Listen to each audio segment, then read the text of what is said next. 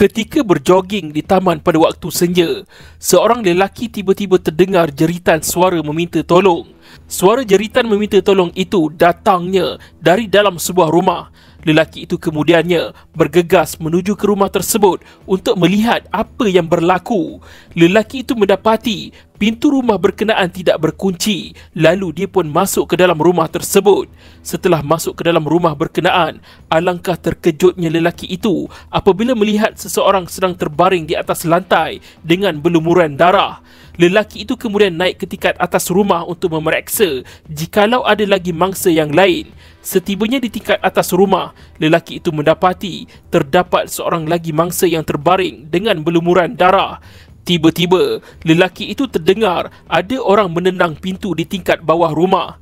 Lelaki itu berasa takut lalu menyorok di salah satu sudut rumah berkenaan. Apa yang terjadi sebenarnya? Seminggu sebelum kejadian ini berlaku, salah seorang anggota polis yang bertugas di Ibu Pejabat Daerah IPD Taiping telah melakukan pemeriksaan ke atas seorang lelaki setelah mendapat maklumat bahawa terdapat seorang lelaki yang mencurigakan berada di lorong 29 Taman Tasik Indah Taiping. Lelaki itu menunggang motosikal jenis Honda C70 berwarna hitam bernombor pendaftaran ACD21... Dari pemeriksaan polis, alamat kediaman lelaki itu adalah di lorong 40 Aulung, Taiping. Seterusnya pada hari kejadian sekitar jam 9.30 malam, jiran mangsa melihat kereta jenis Mercedes-Benz milik mangsa dipandu masuk ke dalam kawasan rumah mangsa, iaitu tempat kejadian. Menurut jiran, mangsa hanya tinggal berdua sahaja di rumah berkenaan. Kira-kira jam 11.45 malam, jiran terdengar suara perempuan menjerit berulang kali dengan mengatakan pencuri dan tif dari rumah mangsa. Jiran mangsa pun bergegas keluar dari rumahnya dan pergi ke hadapan rumah mangsa. Jiran mengambil masa selama 2 minit untuk sampai di hadapan rumah mangsa. Setibanya di rumah mangsa, jiran mendapati tiada orang yang dilihatnya melarikan diri dari rumah tersebut, dan pada masa itu, pengawal keselamatan telah pun tiba di rumah berkenaan. Jiran mangsa seterusnya mengarahkan kepada pengawal keselamatan untuk membuat kawalan di bahagian lorong belakang rumah mangsa. Menurut pengawal keselamatan, beliau ada mendengar suara lelaki dari arah rumah mangsa dalam jarak 100 meter. Setelah mendengar suara berkenaan, pengawal keselamatan bergegas menunggang motosikalnya ke arah rumah tersebut. Apabila tiba di rumah berkenaan, beliau bertemu dengan jiran mangsa. Jiran mangsa memintanya membuat kawalan di bahagian lorong belakang rumah tersebut. Semasa membuat kawalan di lorong belakang bersama beberapa pengawal yang lain, pengawal keselamatan telah melihat kelibat seseorang dari salah satu jerejak tembok, iaitu wall gap di tingkat satu rumah itu. Pengawal keselamatan juga mengesahkan tiada sesiapa yang dilihatnya melarikan diri dari rumah tersebut.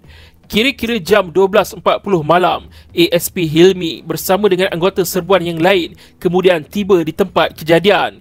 ASP Hilmi telah mengarahkan kepada pengawal keselamatan dan Korporal Hanafiah untuk membuat pemeriksaan di tepi bahagian belakang rumah mangsa. Pengawal keselamatan mendapati kesemua tingkap dan pintu rumah tersebut dalam keadaan berkunci dari dalam, dan beliau memaklumkan perkara itu kepada ASP Hilmi. Manakala ASP Hilmi yang membuat intipan ke dalam rumah tersebut melalui tingkap dapur telah melihat seorang lelaki berjalan mundar-mandir, dan lelaki tersebut sedang memegang sebuah beg berwarna gelap di tangan kirinya. Pada masa itu, keadaan cahaya di tingkap bawah rumah tersebut adalah samar-samar dek kerana limpahan cahaya lampu dari tingkat atas rumah. Setelah mendapati kesemua tingkap dan pintu rumah tersebut berkunci dari dalam, ASP Hilmi pun mengambil keputusan untuk memasuki rumah tersebut dengan memecah tingkap dapur di mana tempat beliau membuat intipan. Setelah berjaya masuk ke dalam rumah itu, ASP Hilmi kemudiannya membuka pintu utama rumah untuk membolehkan anggota polis yang lain masuk ke dalam rumah tersebut. Setelah semuanya masuk ke dalam rumah, ASP Hilmi menutup semula pintu utama tersebut. Pemeriksaan di tingkat bawah rumah dilakukan oleh ASP Hilmi bersama dengan pengawal pengawal keselamatan. Mereka mendapati tiada sesiapa berada di situ, tetapi terdapat satu mayat seorang lelaki berlumuran darah di tingkat bawah rumah. ASP Hilmi seterusnya meminta pengawal keselamatan dan Inspektor Nur Azli membuat pemeriksaan lanjut di tingkat bawah, dan ASP Hilmi bersama dengan beberapa anggota polis yang lain telah naik ke tingkat 1 rumah tersebut. Di tingkat 1, ASP Hilmi telah melakukan pemeriksaan ke atas semua bilik tetapi tidak menjumpai sesiapa pun. ASP Hilmi kemudiannya keluar ke bahagian balkoni di salah satu bilik tersebut dan telah melihat satu mayat seorang wanita terbaring di tepi balkoni dalam keadaan berlumuran darah. ASP Hilmi seterusnya melihat seorang lelaki iaitu suspek berada tidak jauh dari mayat mangsa wanita itu, iaitu sekitar 10 kaki jaraknya. Suspek pada ketika itu dalam keadaan duduk bertinggung bersembunyi di sebelah kompresor aircon. Suspek kemudiannya terus bangun dan meminta ASP Hilmi dan anggota polis yang lain menembaknya. Suspek juga tidak menghiraukan arahan ASP Hilmi yang memintanya jangan bergerak dan duduk. Suspek kemudiannya bertindak agresif dan melawan apabila hendak dipasangkan gari di tangannya. Hasil pemeriksaan yang dijalankan oleh ASP Hilmi ke atas suspek telah merampas satu beg hitam jenama Reaction yang tersandar pada kaki kiri suspek. Pemeriksaan lanjut ke atas beg hitam jenama Reaction tersebut. ASP Hilmi mendapati di dalamnya terdapat satu beg duit jenama DKNY yang di dalamnya mengandungi wang tunai berjumlah RM3, kad pengenalan dan lesen memandu atas nama Kong Poh Choi, 3 keping kad bank Citibank Mastercard atas nama PC Kong, 1 keping kad Citibank Visa atas nama PC Kong, 2 keping kad American Express atas nama PC Kong dan 1 keping kad Public Bank Premium Club atas nama Patrick. Selain itu, terdapat juga satu telefon bimbit jenama Samsung, satu kunci Mercedes-Benz, seutas rantai emas mempunyai kesan darah, sebilah pisau serbaguna, serangkai 4 anak kunci termasuk kunci motosikal Honda dan satu beg duit jenama Crocodile yang di dalamnya mengandungi kad pengenalan milik Wong Mun Kin, satu keping kad American Express atas nama MK Wong dan satu keping kad keahlian Taiping New Club. Di dalam beg hitam jenama Reaction itu juga terdapatnya satu sampul plastik berwarna merah jambu yang di dalamnya mengandungi kad pengenalan suspek, lesen memandu suspek, wang tunai berjumlah RM30, satu sarung tangan mempunyai kesan darah, satu kain diikat getah mempunyai kesan darah, satu jam tangan jenama Quartz dan helaian kertas putih yang ditulis catatan. Catatan yang ditulis itu adalah nombor pendaftaran kenderaan, alamat sebuah rumah di Taman Indah, catatan hari mulai Monday hingga Sunday, berserta ikut kiraan hours. ASP Hilmi telah merampas pasang sarung tangan getah berwarna biru yang telah dipotong di bahagian atasnya yang mempunyai kesan darah yang dipakai oleh suspek di tangannya semasa ditangkap. ASP Hilmi juga merampas sepasang sarung tangan getah berwarna putih yang mempunyai kesan darah yang dipakai oleh suspek di tangannya juga semasa ditangkap. Semasa ditangkap, suspek memakai sepasang sarung tangan getah berwarna putih di bahagian dalam dan sepasang sarung tangan getah berwarna biru yang telah dipotong di sebelah luarnya. ASP Hilmi juga merampas baju, seluar dan kasut yang dipakai suspek semasa ditangkap. Semua barang kes yang dirampas ini telah dibuat penandaan oleh ASP Hilmi dan diserahkan kepada pegawai penyiasat. Pada keesokan harinya, iaitu sehari selepas kejadian, kira-kira jam 8.20 pagi, ASP Hilmi telah melakukan pemeriksaan ke atas rumah suspek di alamat lorong 40 Aulung, Taiping. Di rumah suspek, iaitu di dalam bilik kedua, ASP Hilmi telah merampas baki potongan di bahagian atas sarung tangan getah berwarna biru jenama medium dan 2 utas tali nylon berbentuk seperti tali pinggang bersaiz kecil berwarna hitam, merah, kuning dan hijau. Di dalam perjalanan pulang dari rumah suspek, ASP Hilmi telah merampas beberapa barang di hadapan sebuah kedai yang jaraknya sekitar 150 meter dari tempat kejadian. Antara barang-barang yang dirampas adalah sebuah motosikal jenis Honda C70 bernombor pendaftaran ACD21... yang kuncinya dirampas dari dalam beg hitam jenama Reaction milik suspek, topi keledar, kayu dan juga kunci tambahan. pegawai penyiasat dalam siasatannya telah cuba mendapatkan contoh tulisan tangan suspek untuk dibuat perbandingan dengan tulisan yang terdapat di dalam helaian kertas putih yang mengandungi catatan nombor pendaftaran kenderaan, alamat sebuah rumah di Taman Indah, catatan hari mulai Monday hingga Sunday beserta ikut keraan Hawas yang dirampas oleh ASP Hilmi. Walau bagaimanapun, suspek enggan bekerjasama untuk memberikan spesimen tulisannya. Siasatan lanjut oleh pegawai penyiasat di rumah tempat kejadian mendapati bahawa tingkat bawah bahagian belakang rumah tersebut adalah lebih tinggi daripada lorong belakang dengan dipisahkan satu tembok berketinggian 1 meter dari arah atas tanah tingkat bawah. Bumbung tembok di lorong belakang ketinggiannya adalah 4.3 meter dari aras tanah lorong belakang, manakala ketinggian balkoni belakang dari aras tanah lorong belakang adalah berukuran tinggi 7.8 meter. Siasatan pegawai penyiasat juga mendapati pintu bilik tidur yang ada akses masuk ke bahagian balkoni, iaitu di mana mayat wanita ditemui dan suspek ditangkap. Kayu sisi pada bahagian kunci pintu bilik tersebut didapati rosak atau terkopak dan kerosakan ini masih baru. Seterusnya, terdapat juga kesan pecah pada door stopper bilik tersebut yang juga kelihatan masih baru.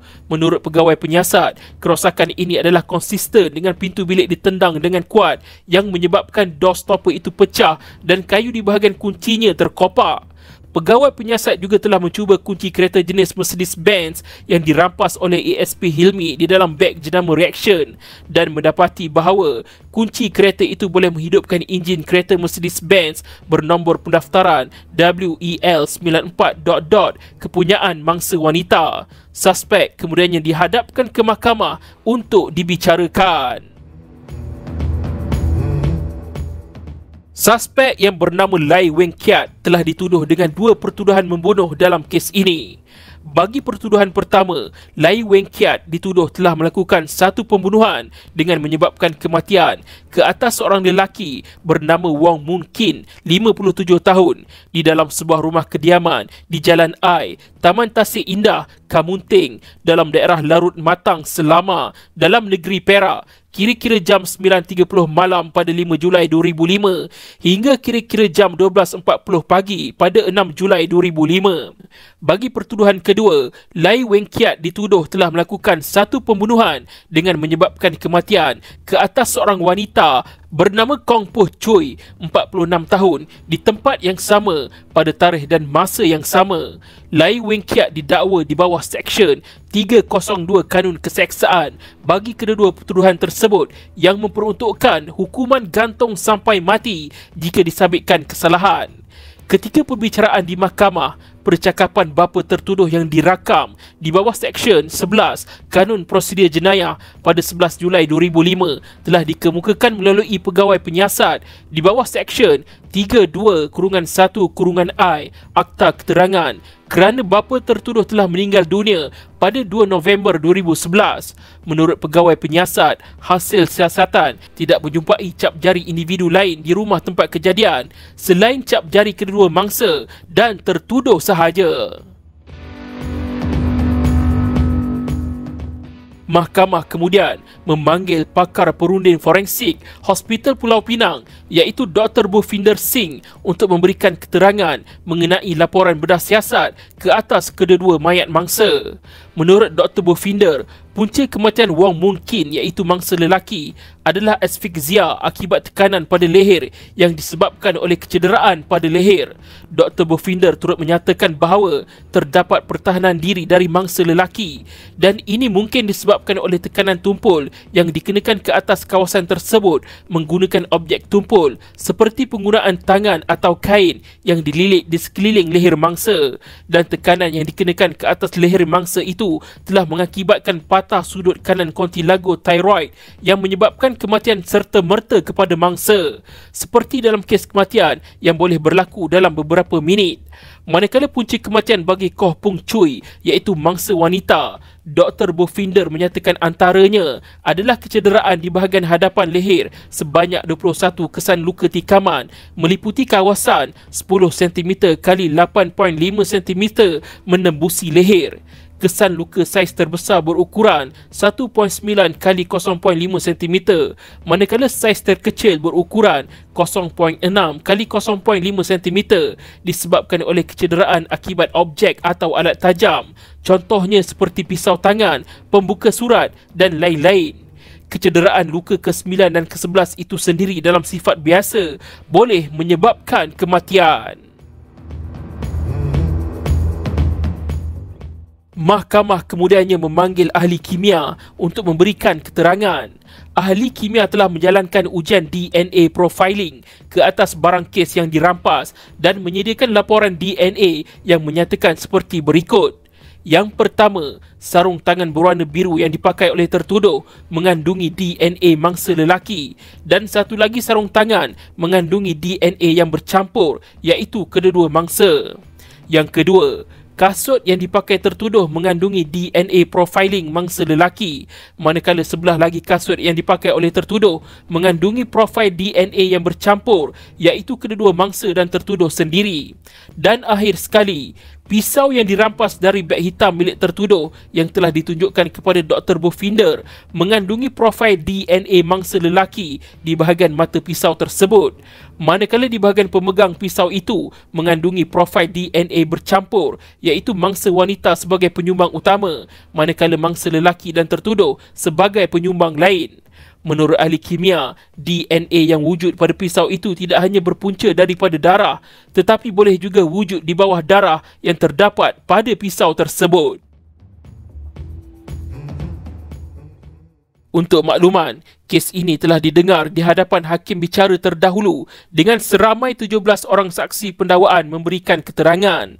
Apabila hakim terdahulu meletakkan jawatan, hakim bicara yang baru diarah meneruskan perbicaraan menurut Seksyen 261 Kanun Prosedur Jenayah, dan hakim baru hanya mendengar keterangan dari saksi terakhir pendakwaan, iaitu ahli kimia sahaja.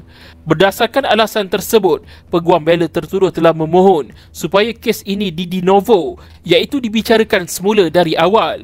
Ini kerana hakim baru tidak dapat menilai kredibiliti dan demina, iaitu gelagat saksi-saksi pihak pendakwaan. Permohonan peguam bela tertuduh itu telah dibantah oleh Timbalan Pendakwa Raya dan memohon membuat hujahan lisan. Dalam masa yang sama, pihak pembelaan diberikan peluang oleh mahkamah untuk memanggil semula mana-mana saksi pendakwaan yang telah memberikan keterangan. Walau bagaimanapun, peguam bela tertuduh menolak tawaran mahkamah tersebut.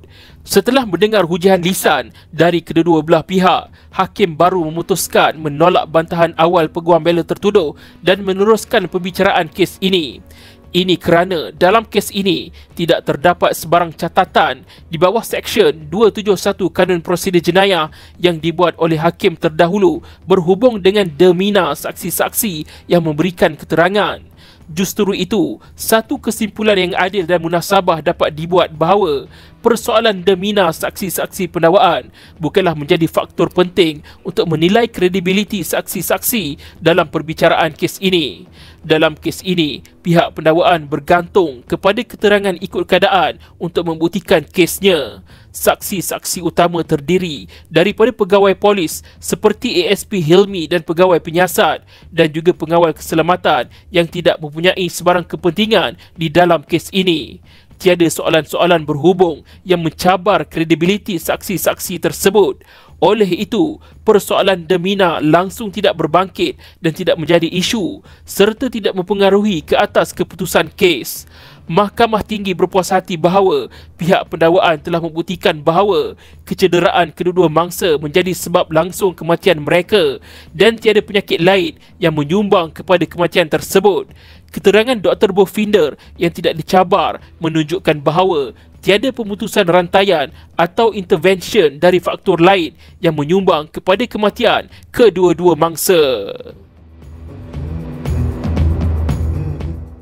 Pada pandangan hakim bicara, elemen yang penting yang perlu diteliti dan dianalisa ialah sama ada tertuduh adalah individu yang menyebabkan kecederaan-kecederaan tersebut dengan mengambil kira persediaan yang dibuat oleh tertuduh, kelakuan tertuduh sebelum melakukan kecederaan-kecederaan tersebut, jenis senjata yang digunakan, tempat di mana kecederaan dilakukan, iaitu sama ada di tempat vital manusia atau sebaliknya, dan akhir sekali adalah cara bagaimana kecederaan tersebut dilakukan.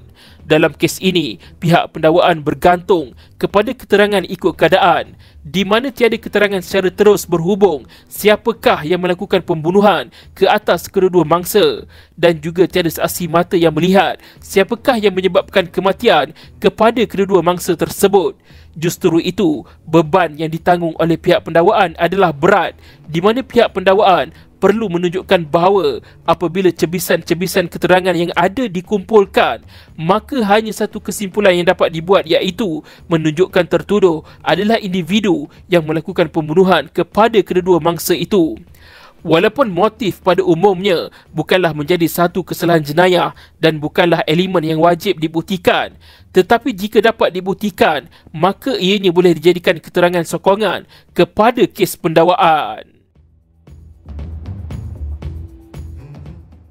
Hakim bicara berpendapat dalam kes ini, tertuduh mempunyai motif untuk melakukan rompakan ke atas harta milik kedua-dua mangsa itu. Motif tertuduh melakukan rompakan telah disahkan oleh rampasan yang dibuat oleh ASP Hilmi ke atas beg hitam jenama Reaction dalam milikan tertuduh yang mengandungi harta milik kedua-dua mangsa. Berdasarkan keterangan ini, hakim bicara membuat satu inference di bawah Seksyen 114(a) Akta Keterangan 1950, di mana semasa melakukan rompakan tersebut, tertuduh telah melakukan pembunuhan ke atas kedua-dua mangsa. Justru itu, rompakan dan pembunuhan adalah merupakan bahagian yang sama, iaitu integral part, dan berlaku dalam satu transaksi yang sama yang dilakukan oleh tertuduh. Hakim bicara berpendapat bahawa ini adalah konsisten dengan keterangan Dr. Bofinder dan laporan bedah siasat bahawa terdapat kecederaan yang serius di bahagian kepala mangsa lelaki akibat dari kesan hentakan yang kuat. Ini menunjukkan terdapat pergelutan antara tertuduh dan mangsa lelaki di bahagian ruang tamu tingkat bawah rumah tempat kejadian, di mana kerusi meja didapati terbalik dan darah mangsa lelaki berada di merata-rata tempat di atas lantai ruang tamu itu. Mangsa lelaki kemudiannya diheret melalui bilik air dan ruang tamu hingga sampai di tempat mangsa lelaki ditemui. Akhirnya mangsa lelaki mati akibat lemas disebabkan tekanan yang kuat pada bahagian lehernya. Manakala dari keterangan pengawal keselamatan dan jiran mangsa, sejurus mendengar mangsa wanita menjerit dengan berteriak, "Pencuri, thief!" Mereka bergegas pergi ke hadapan rumah tempat kejadian. Jeritan mangsa wanita didengari berulang kali oleh jiran mangsa. Hakim bicara berpendapat bahawa jeritan mangsa wanita itu adalah boleh diterima di bawah Seksyen 6 Akta Keterangan 1950. Tidak lama selepas jiran mendengar suara mangsa wanita menjerit pencuri dari rumah tempat kejadian, mangsa wanita kemudiannya ditemui mati oleh ASP Hilmi akibat tikaman bertubi-tubi, iaitu sebanyak 21 kali tikaman di bahagian leher dan dada. Pada masa yang sama, tertuduh juga ditangkap ketika berada tidak jauh dari mayat mangsa wanita bersama-sama dengan beg hitam jenama Reaction yang mengandungi harta milik kedua-dua mangsa. Kecederaan mangsa wanita disahkan oleh Dr. Bofinder akibat tikaman senjata, iaitu pen knife yang dijumpai dalam milikan tertuduh. Hakim bicara berpendapat bahawa tertuduh telah melakukan perancangan dan persediaan yang rapi sebelum melakukan rompakan ke atas kedua-dua mangsa. Ini kerana tiada kesan pintu dipecah di tempat kejadian. Ketika tertuduh ditangkap, di dalam beg hitam jenama Reaction yang dimiliki tertuduh, terdapat plastik berwarna merah jambu yang mengandungi kad pengenalan tertuduh, lesen memandu atas nama tertuduh, 2 helai kertas putih yang tercatat alamat rumah mangsa, alamat tempat kerja mangsa, nombor pendaftaran kereta mangsa WEL 94... waktu kerja mangsa wanita dan lain-lain maklumat lagi. Seterusnya, kehadiran tertuduh di kawasan kejiranan mangsa, iaitu seminggu sebelum pembunuhan itu berlaku, telah disahkan oleh Korporal Surendran. Korporal Surendran telah membuat catatan berhubung dengan kehadiran tertuduh di kawasan tersebut dalam buku catatan beliau. Kemudian, jika dibandingkan cara tertuduh berpakaian semasa Korporal Surendran menemu ramahnya dan mengambil butir-butirnya dengan cara tertuduh berpakaian semasa ditangkap, cara berpakaian tertuduh adalah hampir sama. Hakim bicara berpendapat bahawa berdasarkan keterangan tentang wujudnya cebisan sarung tangan yang dipakai tertuduh yang dijumpai di rumahnya dan tali yang sama warna, saiz serta corak yang turut juga dirampas di rumah tertuduh, maka dapatlah dibuat satu inference yang positif bahawa tertuduh telah membuat perancangan dan persediaan yang rapi sebelum melakukan rompakan ke atas harta milik kedua-dua mangsa. Selain itu, semasa ASP Hilmi hendak menangkap tertuduh, telah berlaku satu pergelutan sehingga tertuduh mendapat kecederaan seperti di dalam laporan perubatan. Seterusnya, tertuduh enggan memberikan spesimen tulisan tangannya apabila diminta oleh pegawai penyiasat untuk tujuan perbandingan dengan tulisan yang terdapat di atas kertas yang mempunyai catatan-catatan berkaitan kedua-dua mangsa. Hakim bicara berpendapat bahawa perbuatan tertuduh bergelut dengan ASP Hilmi adalah boleh diterima sebagai keterangan sokongan di bawah Seksyen 8 Akta Keterangan untuk menunjukkan tertuduh enggan ditahan setelah melakukan pembunuhan ke atas kedua-dua mangsa. Manakala keengganan tertuduh memberikan spesimen tulisannya telah memberikan petunjuk bahawa tertuduh adalah individu yang menulis catatan-catatan tersebut. Seminggu sebelum kejadian, tertuduh berseorangan telah disoal oleh Korporal Surendran. Pada ketika itu, tertuduh menunggang motosikal dan memakai topi keledar yang sama yang dirampas oleh ASP Hilmi. Sebagai kesimpulannya, semua keterangan yang telah dikemukakan menunjukkan bahawa hanya tertuduh sahajalah yang melakukan rompakan ke atas harta milik kedua-dua mangsa. Dan semasa melakukan rompakan tersebut, tertuduh telah melakukan pembunuhan ke atas kedua-dua mangsa.